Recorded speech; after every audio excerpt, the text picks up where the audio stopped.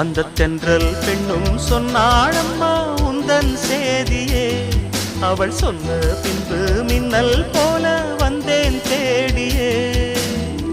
என்னை நீ தொட்டவுடன் எங்கவோ பொங்குதையா, முற்றுகை இட்டவுடன் சிற்றிடை பின்னுதையா. வெட்கம் விடுமோ அச்சம் விடுமோ, தக்க துணைதான் பக்கம் வருமோ.